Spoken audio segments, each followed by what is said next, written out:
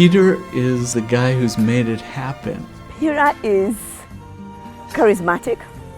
He's very approachable. He's a charming man. Oh, Peter Troy, he's just steady as it goes. He's awesome. Peter, I can't say enough about Peter. The four of them. Such a kind and respectful man. He's the silent go-getter behind Melmark and all of their dealings. He also exemplifies what it means to be mission first. He sees something down a road, and perhaps other staff who would given up on a project, he stays with it. I mean, the perfect example is the New England campus.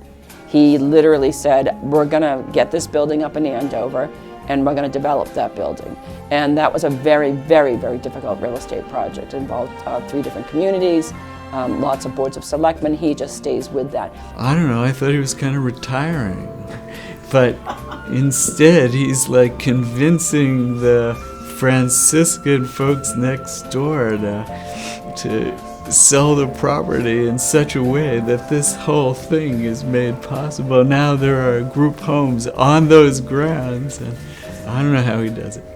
Peter was always somebody who always went out of his way to help professionals, both on a personal and a professional level. His ability to make connections that somehow he had through other past lives of his, and use those connections to really put us in a position as Melmark, whether it was land acquisitions or just moving the table for legislation and regulatory compliance. That unique skill of knowing people, being connected, following up, genuinely people love Peter Troy. They'll give him anything. Peter was the one who originally recruited Frank and I to meet with Joanne. He's a well-respected individual in terms of Massachusetts rate setting and governmental agencies, and while he's not a program person or a clinical person, he knows good programming when he sees it, and he knows good program design. So I think he thought he could provide one component of developing Melmark, and that he provided really strong support to the Pennsylvania programs for many years as Chief Operating Officer.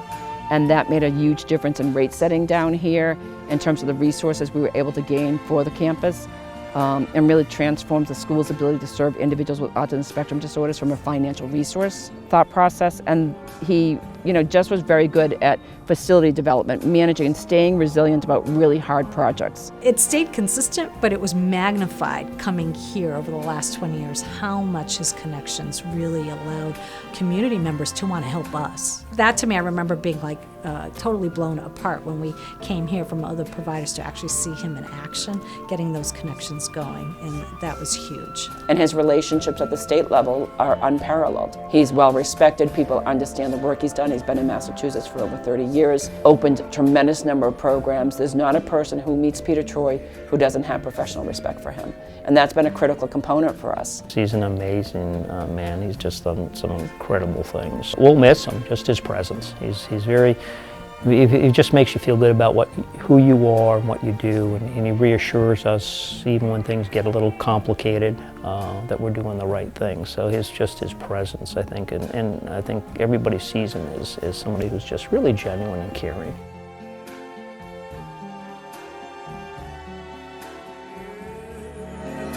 I think to myself,